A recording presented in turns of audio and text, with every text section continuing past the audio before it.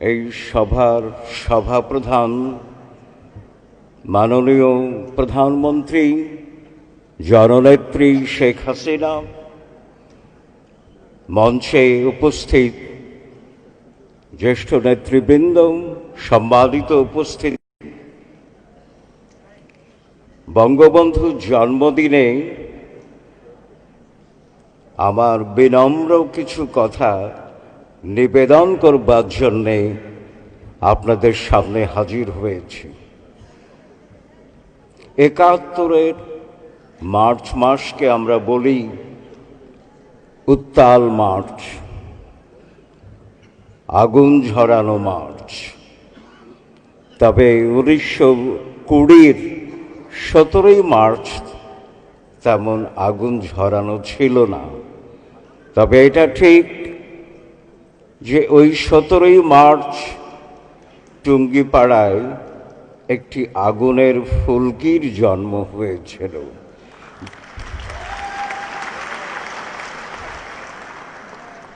সেই আগুনের ফুলকি বাঙালির প্রাণে আগুনের ছোঁয়া লাগিয়েছিল ৭১-এর মার্চ। সেই কারণেই ৭১ আমাদের আগুন ঝরানো মার্চ।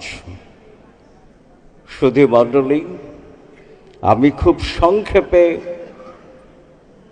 দু ধরনের কথা আপনাদের সামনে হাজির করব। প্রথম কথাটি হচ্ছে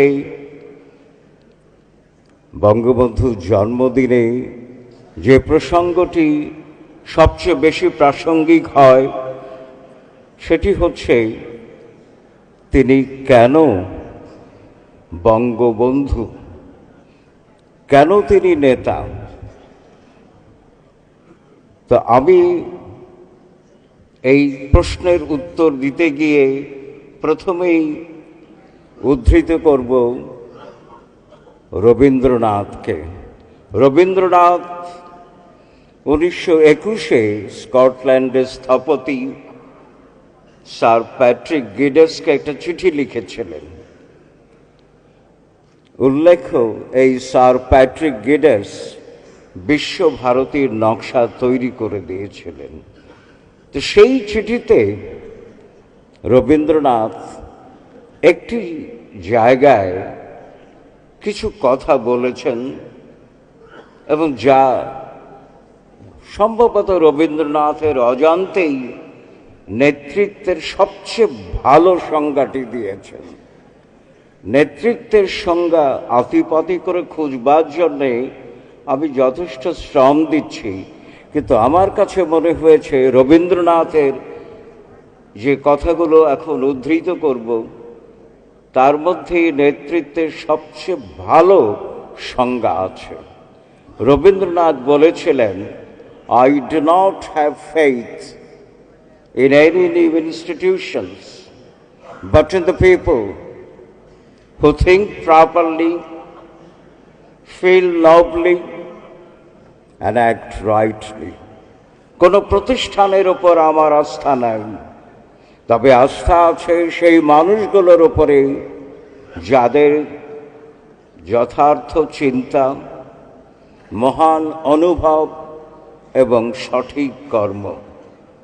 সুধী মণ্ডলী, বঙ্গবন্ধুর যাপিত জীবন, কর্মকাণ্ড, কর্ম এবং কৃতিকে যদি বিশ্লেষণ করি তাহলে আমি দেখতে পাই যে তার জীবনকে এই তিনটি বৈশিষ্ট্য গুণান্বিত করেছিল।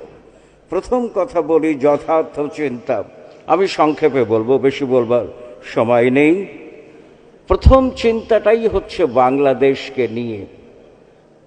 ১৯৪৭-এ পাকিস্তান হবার পর পাকিস্তানি মোহে আচ্ছন্ন যখন বাঙালি মুসলমান, এমনকি তাদের নেতৃবৃন্দ, সেই সময় এক তরুণ বেকার হোস্টেলে বসে তার কিছু সাথীদের নিয়ে ছোট্ট একটি সভা করলেন। বলে দিলেন, এই পাকিস্তান বাঙালির অধিকার রক্ষা করবে না, এবং মেঠো বাংলায় বললেন, মাওড়াদের সঙ্গে থাকা যাবে না। ওই চিন্তা।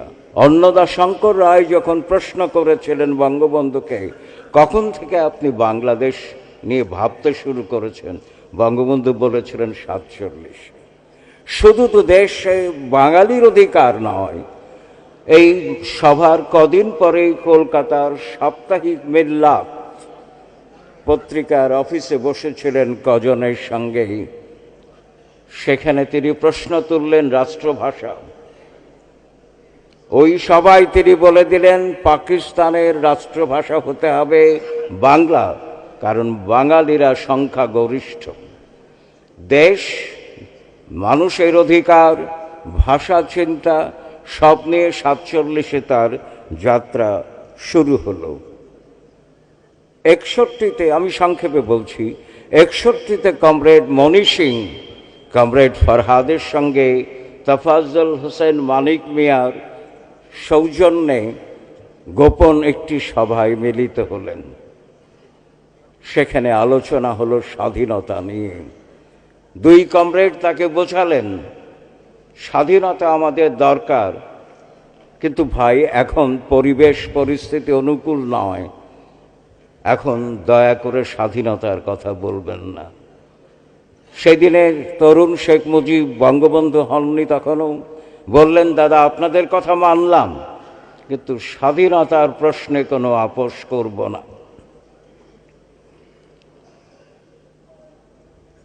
এমনিভাবে যদি আমরা একটু এগিয়ে যাই, যখন স্বাধীনতার প্রশ্ন এলো, বাঙালির স্বাতন্ত্র চেতনা থেকে স্বাধীনতায় উত্তরণ ঘটানো হচ্ছে, সেই সময় যে ছ দফা নিয়ে অনেক কথা আছে। আমি দুটো প্রসঙ্গ হাজির করব তার সঠিক চিন্তার ব্যাপারে। 6 দফা নিয়ে আমার মনে আছে, আমরা ঢাকা বিশ্ববিদ্যালয় ইতিহাস বিভাগের 2য় বর্ষের ছাত্র, তখন অনেক বিতর্ক শুরু হলো। এমনি প্রেক্ষাপটে অধ্যাপক মুজাফফর আহমেদ, ন্যাপ নেতা, তাকে জিজ্ঞেস করলেন যে ভাই আপনি 6 দফা দিয়ে কি বোঝাতে চান? বঙ্গবন্ধু মেঠো বাংলায় উত্তর দিয়ে বললেন, আরে মিয়া বুঝলা না, দফা তো একটাই, একটু গুড়াইয়া কইলাম।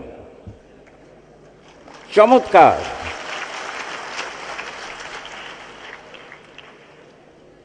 রাজ্জাক ভাই, আব্দুর রাজ্জাক, নিউক্লিয়াসের নেতা, বঙ্গবন্ধুর স্নেহভাজন, এসে অনুযোগ করলেন যে আমরা নিউক্লিয়াস থেকে গোপনে স্বাধীনতার কথা ভাবছি, আপনি 6 দফা দিয়ে কেন স্বায়ত্তশাসনের কথা বললেন?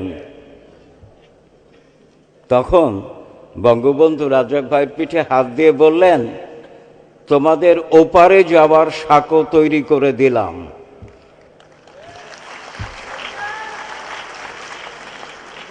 একটি মানুষের কত পরিণত চিন্তা থাকলে এমন মেঠো ভাষায় কত শক্ত তাৎপর্যপূর্ণ কথা বলতে পারেন। সৈয়দ শামসুল হক বিবিসিতে কাজ করেন, তিনি বঙ্গবন্ধুকে একই প্রশ্ন করলেন যে কি বলতে চান আপনি 6 দফায়? বঙ্গবন্ধু তখন বললেন, আমার 3টা দফা, কত নেশ, কত দেবা, কবে যাবা পাকিস্তানেতে।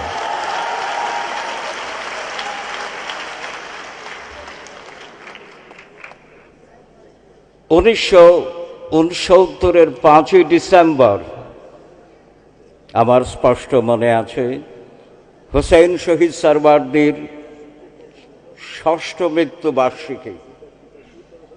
সেই সভায় তিনি বললেন, আজ থেকে এই দেশের নাম হবে বাংলাদেশ, পূর্ব পাকিস্তান নয়। আমরা তরুণরা পূর্ব পাকিস্তান কাগজে কলমে লিখতাম, কিন্তু মুখে বলতাম বাংলাদেশ। তো এমনিভাবে আমি ধারাবাহিকভাবে যদি বঙ্গবন্ধুর চিন্তাটাকে আপনাদের সামনে হাজির করি, তাহলে দেখব অনেক কথা এসে যাবে, সব বলবো না। যথার্থ চিন্তা এই প্রসঙ্গ থাকছে। 2 নম্বর, মহান অনুভব বা মানবিকতা, অসংখ্য কথা আছে। ছোটবেলায় কিশোর খোকা যা ছিলেন তাতেই বোঝা গিয়েছিল এই কিশোর একদিন অনেক কিছু হবে। জন্মলগ্নে নানা নামকরণ করেছিলেন শেখ মুজিবুর রহমান। আকিকা দিয়ে তিনি তার বাবা মাকে বলেছিলেন, তোমাদের এই ছেলে অনেক বড় হবে। কিন্তু কত বড় হবে এটা তো কথার কথা, কিন্তু কত বড় হবে সেটা আমরা বুঝেছি। বঙ্গবন্ধু জন্মদিন পালন করেননি, আমরা করছি, করব আমাদের বিবেকী দায়বোধ থেকে। তো এই ডান পিঠে একরোখা একগুয়ে দুরন্ত খোকা হাড় ঝিরঝিরে লিকে অসুখ ছাড়ে না। দাদি একটু বেশি করে দুধ খাওয়ান, দুধের সর খাওয়ান, যদি ছেলেটার গায়ে একটু কিছু লাগে। ছেলেটির গায়ে লেগেছিল বেকার হোস্টেলে তরকারি যে মাংসের কাপ তিনি দুটো খেতেন, সেজন্য তিনি অনুমতিও প্রার্থনা করেছিলেন। লেগেছিল বাঙালি জাতির অবয়বে সংযোজন করেছিলেন অনেক কিছু। তো ঘটনার মধ্যে যাব না, সবচেয়ে বড় কথা মানবিকতা। অনেক ঘটনা আছে, মহান অনুভব তার নাতিদীর্ঘ 55 বছরের জীবনে প্রতিটি পর্যায়ে আমরা খুঁজে পাব। এবং এই জনগণ লগ্নতা নিয়ে আমার মনে পড়ে ফরাসি চিন্তাবিদ লামার্তিনের কথা। লামার্তিন বলেছেন, নেতার থাকবে জনগণের জন্য দরদ, আর জনগণ দরদ থাকবে নেতার জন্যে। দুই পক্ষের দরদ নিয়ে গড়ে উঠবে নেতার নেতৃত্ব, জনগণের অনুসরণ করবার পরিবেশ। বঙ্গবন্ধু তো নিজেই বলেছিলেন, আমি ফাঁসির মঞ্চে যাওয়ার সময় বলবো, আমি বাঙালি, বাংলা আমার ভাষা, বাংলা আমার দেশ। ডেভিড ফ্রস্টকে বলেছিলেন তার যোগ্যতা হচ্ছে তিনি মানুষকে ভালোবাসেন, অযোগ্যতা হচ্ছে মানুষকে বেশি ভালোবাসেন। ডেভিড ফ্রস্টকে 18ই জানুয়ারি বললেন। 1973 কোনো এক পড়ন্ত বিকেলে 32 নম্বরের বাড়িতে টুঙ্গিপাড়া থেকে আসা কিছু মানুষের সঙ্গে আলাপচারিতায় মগ্ন বঙ্গবন্ধু, হাতে সেই কালো পাইপ। এক পর্যায়ে বললেন, দেখ, আমি যখন মারা যাব তোরা আমাকে টুঙ্গিপাড়ায় কবর দিবি। তো সবাই বলল, আপনি টুঙ্গিপাড়ার মানুষ, টুঙ্গিপাড়ায় কবর তো হবেই। শুধু তাই না, আমার কবরের ওপরে একটা টিনের চোঙা লাগিয়ে দিবি। সবাই হতভম্ব, মুসলমানের কবরে আবার টিনের চোঙা লাগে কেন? বঙ্গবন্ধু বললেন যে আমি বাঙালিকে একটি বিষয় সবসময় স্মরণে রাখতে বলছি, ওই কারণে চোঙা দিতে বলছি যে এই চোঙা হাতেই শেখ মুজিব নামের এক কিশোর একদিন বাঙালি বাঙালি বলতে বলতে চোঙা ফুঁকতে শুরু করে রাজনীতি করেছিল। ঘটনাক্রমে বঙ্গবন্ধু টুঙ্গিপাড়ায় আছেন, তবে চোঙা তো আমরা লাগাতে পারিনি, লাগাবো কিনা তাও জানি না আর কি। এবারে আসি সঠিক কর্ম। সঠিক কর্ম, বেশি কথায় যাব না। 7 মার্চের ভাষণ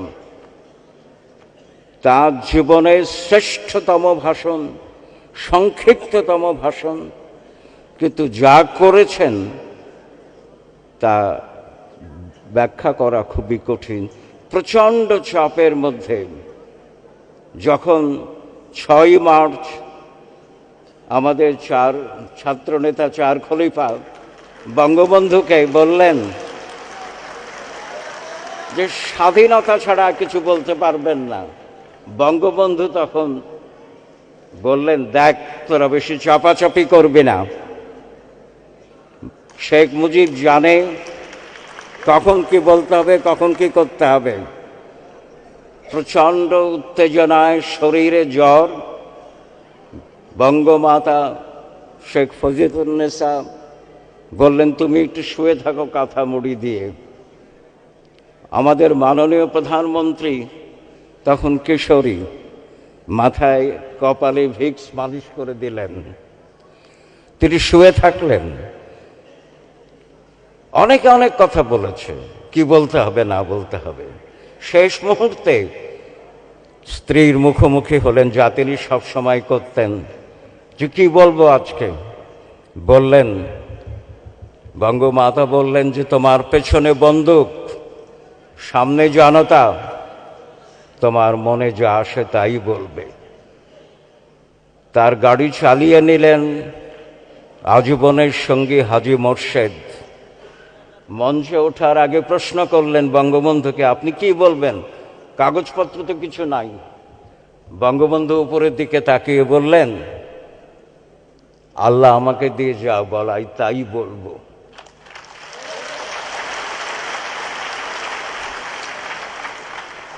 তাই বললেন কবিতার ভাষায়। আর একটা চমৎকার বিষয় আমি লক্ষ্য করি, যে পবিত্র কোরআনের সূরা কাহফে বলা হচ্ছে, মানুষ যখন অঙ্গীকারমূলক কোনো কথা বলবে সে যেন অবশ্যই ইনশাআল্লাহ বলে। বঙ্গবন্ধু বললেন, রক্ত যখন দিয়েছি আরও রক্ত দেব, বাংলার মানুষকে মুক্ত করে ছাড়ব ইনশাআল্লাহ।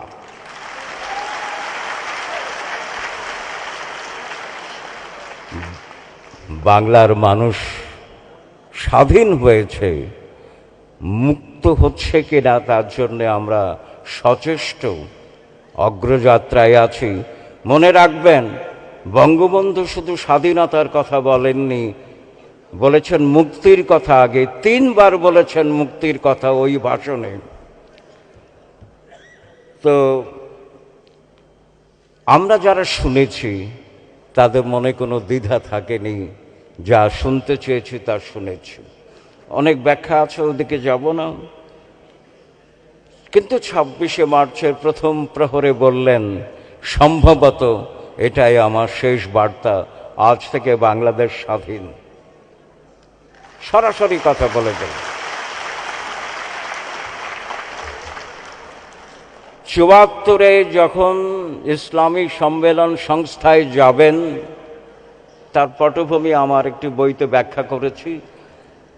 তখন তো অনেক বিরোধী মত ছিল যে ধর্মনিরপেক্ষ রাষ্ট্রের জনক বঙ্গবন্ধু শেখ মুজিবুর রহমান ইসলামী সম্মেলন সংস্থায় যাবেন কেন, কিন্তু তিনি গিয়েছিলেন। তা করে যে সঠিক কর্মটি করেছেন সেটাই প্রমাণিত ইতিহাসে। বাকশাল নিয়ে তো অনেক কথা, বাকশাল নিয়ে তির্যক নেতিবাচক অনেক মন্তব্য আছে, কিন্তু বঙ্গবন্ধুকে বঙ্গবন্ধুর অবস্থান থেকে যদি বুঝতে চাই, আমি মনে করি, আমার বিস্তৃত কথা আছে, পরে লিখব বলবো বা আছেন কিছু, বাকশাল সঠিক কাজটি ছিল। বাকশাল বাংলাদেশকে বৈপ্লবিক পরিবর্তনের দুয়ারে নিয়ে যাচ্ছিল। বাকশাল ছিল 232 দিনের মাত্র। 232 দিনে বাকশাল যা করেছিল তা একটু লক্ষ্য করবার মতো।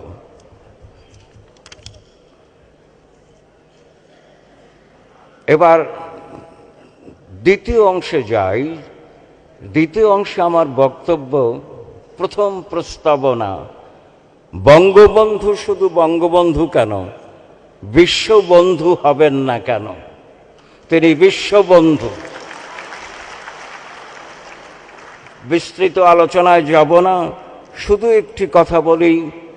7 মার্চের ভাষণে তিনি যা বলেছিলেন, Edward Heath British prime minister বলেছিলেন যে পৃথিবীতে মানুষ যতদিন পরাধীনতার বিরুদ্ধে সংগ্রাম করবে ততদিন এই ভাষণ প্রেরণার উৎস হিসাবে কাজ করবে। মানুষের সংগ্রাম শেষ হয়নি শোষণের বিরুদ্ধে মুক্তির আকাঙ্ক্ষায়। এই সংগ্রাম যতদিন চলমান ততদিন বঙ্গবন্ধু দীপ্যমান থাকবেন উজ্জ্বল সূর্যের মতো। আবার 1973 9 সেপ্টেম্বর আলজিয়ার্স জোট নিরপেক্ষ সম্মেলনে বঙ্গবন্ধু উচ্চারণ করলেন সেই অবিস্মরণীয় মুক্তি, বিশ্ব আজ দুভাগে বিভক্ত, শোষক আর শোষিত, আমি শোষিতের পক্ষে। এটা শুধু বাংলাদেশ নয়, সারা বাংলাদেশ, সারা পৃথিবী। আলজিয়ার্স সম্মেলন শেষ হলো, কায়রোর আল আহরাম পত্রিকায় সম্পাদকীয়তে লেখা হলো তার বাংলা অনুবাদ, যে বাংলাদেশের প্রধানমন্ত্রী একটি মাত্র গুলি না ছুঁড়ে সারা মুসলিম বিশ্বকে জয় করে নিলেন। জানা আছে মুসলিম বিশ্ব আমাদের বিরুদ্ধে ছিল। তার সম্মোহনী ব্যক্তিত্ব, তার কাছে নত হতে হয়েছিল সবাই। গাদ্দাফি, মুয়াম্মার আল গাদ্দাফি বাংলাদেশে বিরোধিতা করেছে, বঙ্গবন্ধুর সঙ্গে 35 মিনিট কথা বলবার পর বাইরে এসে সাংবাদিকদের সামনে হাত তুলে মোনাজাত শুরু করলো বাংলাদেশের জন্য। মাত্র 35 মিনিটে কি জাদু ছিল, কি রসায়ন ছিল, যে সব বিরোধিতা দ্রবীভূত হয়ে গেল। 1973 আরব ইসরায়েল যুদ্ধে যে স্বেচ্ছাসেবক দল পাঠানো হয়েছিল, ডাক্তার, এবং 2 লক্ষ পাউন্ড চা পাঠানো হয়েছিল বাংলাদেশ থেকে। এটি যে কোনো মুসলমান দেশ থেকে আরবদের জন্য পাঠানো সবচেয়ে বড় সাহায্য, সবচেয়ে বড় স্বেচ্ছাসেবক দল। তো কাজেই আমি শুধু একটি কথাই বলতে চাই, সারা বিশ্বের কাছে তার তো আবেদন আছে, সারা বিশ্বের শোষিত মানুষের কাছেই তিনি দিগদর্শন দিয়েছেন। সুতরাং তাকে আমরা কেন বলতে পারবো না শুধু বঙ্গবন্ধু নয়, বিশ্ববন্ধুও বটে। শেষ করছি একটি কথা দিয়ে। আজকে তো জাতীয় শিশু দিবস। বঙ্গবন্ধুকে নিয়ে, শিশুদেরকে নিয়ে অনেক কথা আছে। একটি কথা উদ্ধৃত করব। তিনি সব সময় সবাইকে বলতেন, শিশু হও, শিশুর মতো হও, শিশুর মতো হাসতে শেখো, হাসতে শেখো, দুনিয়ার ভালোবাসা পাবে। এই মানুষটি নিজে সারা জীবন শিশু ছিলেন, সারা জীবন শিশুর মতো হেসেছেন। যতই দিন যাচ্ছে শুধু আমাদের নয়, সারা দুনিয়ার ভালোবাসা পাচ্ছেন।